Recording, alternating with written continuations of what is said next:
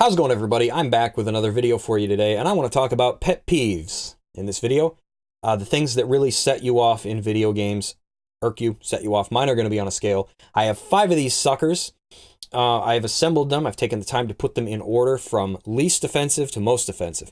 So I'm going to start out with the things that just kind of make me go, but if the game is good, I can get through it.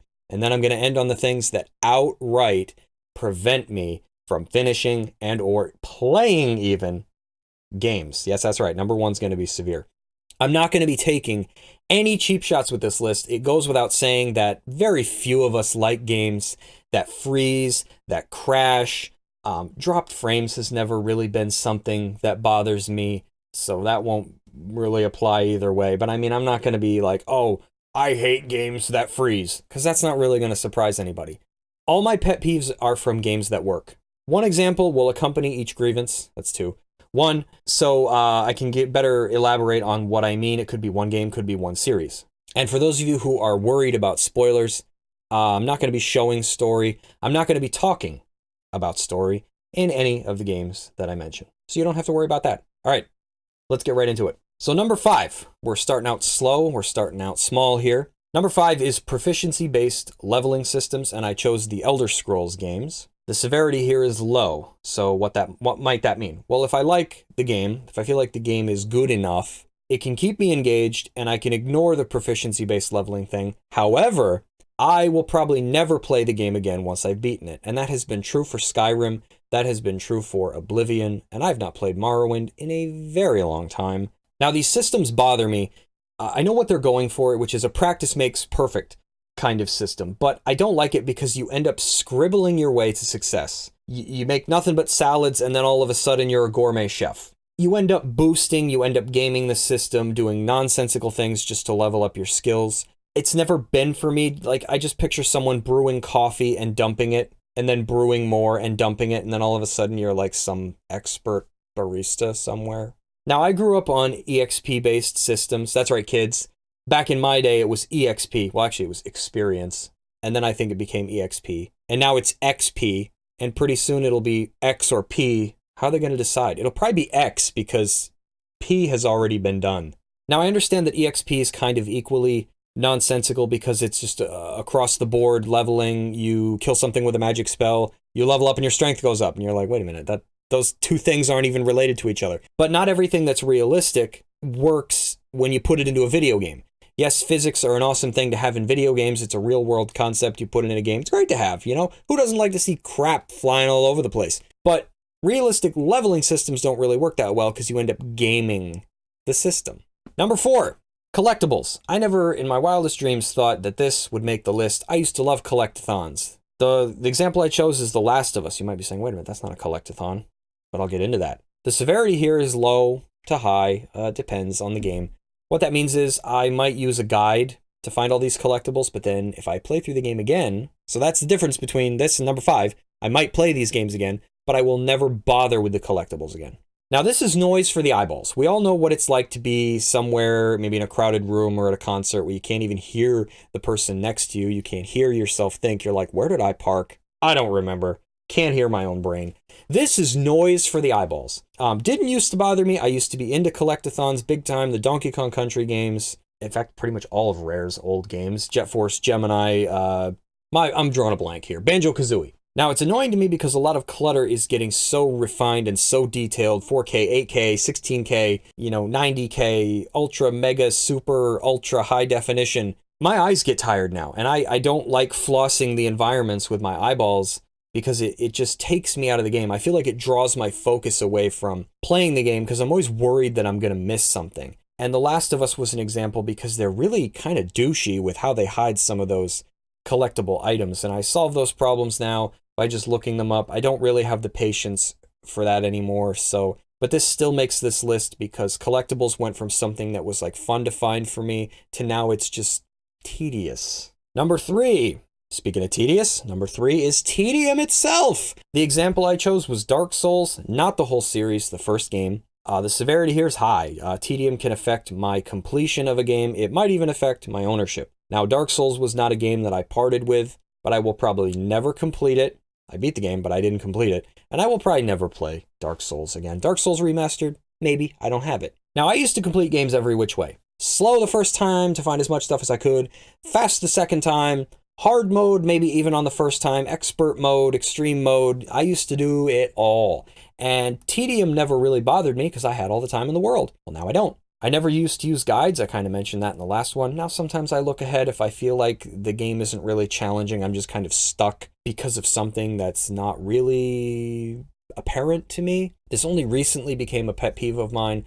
I chose Dark Souls because that game takes a lot of cheap shots. There are parts where you're suddenly on fire. There are parts where a bridge goes bloop and you drop. There are parts where you can't see the floor and there's enemies everywhere. And to me, that's not really challenging. That's just tedious. And we've all played games like these. Maybe there's like a 10-minute section that you can bolt through, and then there's this section where you just keep dying, but every time you come back, your checkpoint is at the beginning of that really easy section that you just have to do over and over and over again. Not challenging to me. I will generally resort to a guide now because I don't have the patience for it anymore. Stealth games. There's a great example. I don't like collectathons with no reward. Generally, when there's a game like Breath of the Wild, where there's 900 Korok seeds, I want to know what the reward is before I invest that time. I don't like casino type mechanics in games anymore. I'm not talking about loot boxes. I don't like those. I'm talking about an in-game like loot system, like the casinos in Dragon Quest. Used to be fun for me. Now I don't like them because I can just win a little bit, save, keep trying until I win a little bit more. If I lose, I just reload. Keep saving my way up to the amount of winnings that I need to buy whatever item it is that I need. Don't like time sinks like that anymore. I don't like tedious crap in games anymore. And this last one, save points. Okay, save points have to go. It wasn't something I was really aware of until I played Xenoblade Chronicles for the Wii, and you can save anywhere. Every game should be like that now. I should be able to save whenever I want and stop. Save points are the new password system. They're outdated. I hate save points now. Number 2, bad music in games. I'm not talking about music that's like nondescript and you don't even realize that it's there. For me, that would be like Diablo 3, Gears of War 4. I like those games, but music, hell, was there even any music? The example I chose, the entire new Super Mario Brothers series. Well, I guess the second one would be excluded from that. You'll see. Severity here is sky high with this one.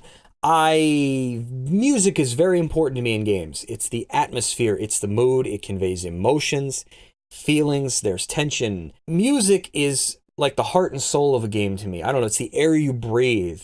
Now, for the most part, I would say all Mario games get the music right. The new Super Mario Brothers series to me is the only ones that just the music doesn't fit, it doesn't feel Mario, it's annoying, there's no variety, every level has the same music, and it has that wah-wah thing where the enemies hop, and it's like a trigger for me. It drives me nuts, and I don't know why. I never finished New Super Mario Brothers, I never played the second one, I passed on it, I got the Wii one, I got rid of the Wii one, I got the Wii U one, I got rid of the Wii U one, and I will never buy another Super Mario Brothers game again. I hate the music. Now, this grievance is very rare, but when it hits hard like this. If you were to say, well, what's one other example of a game that has music that was so bad you couldn't play it? And I'd really have to do some digging.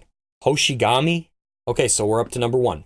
This is the biggin. When your characters traverse landscapes too fast. I'm not talking about moving quick, I'm talking about sliding. The example I chose was Xenoblade Chronicles X, and the severity for this one is higher than the music one because the music one, if I'm so inclined, I can turn it down. But I'm not talented enough to play a video game without being able to see the visuals. I have to be able to see what I'm doing. I don't have that talent. Can't turn the screen off and still play. So that's why this one's at the top. This is my equivalent to people who can't play games because the graphics irritate them. What do I mean by that? Okay, for a long time, to give you a great example, Suikoden 3, a game that I really like. I've met people who are like, you know what, it's just not Suikoden to me. I liked 1, I liked 2, 3, the graphics, I couldn't play it. And I remember thinking to myself, oh, imagine being bothered by something like graphics. It doesn't bother me. Well, I can't judge anymore because this is my equivalent of that. Now, most games get it right.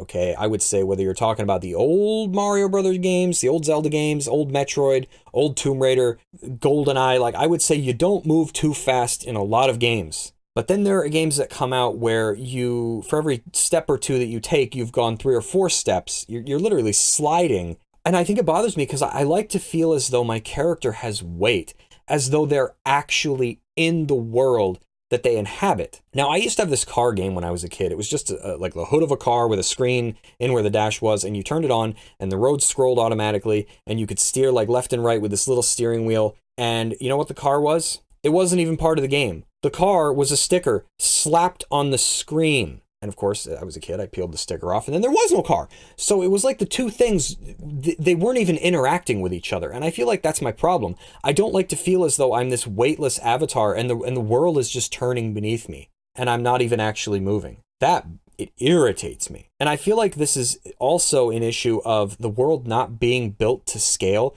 because hear me out on this one. I picked up The Witcher 3 a while back. Game's a big deal. I had to see what it was like for myself. And I felt like Geralt, or whatever his name is, moved too fast. Now, I paid attention to his feet. He's not sliding, but I feel like it could be an issue of the world being slightly too small versus his character size, because I felt like I could run from one end of a village to the other in a second. It just took me out of the experience, and I had to get rid of the game. I couldn't get into it. Now, I need to clarify, if it's part of the experience, it doesn't bother me. If I play a Sonic the Hedgehog game, I'm not like, oh, he moves too fast. Why doesn't he move more like speed limity? Don't care. I want to see Sonic be a blue blur. If I play Doom, I expect Doom to be fast-paced action now. That's kind of like what it is now. So if it's part of the experience, it doesn't take me out of it. And if there's a way around it, I can still play the game. Legend of Legaia, for example, for the original PlayStation, is an RPG that I love. If you walk in that game, you'll notice that Vaughn kind of, I don't know if you can see what I'm doing, he kind of slides. That's going to probably be too blurry for you to tell. But if you run, it looks more natural. So I just ran everywhere. I never walked in the game.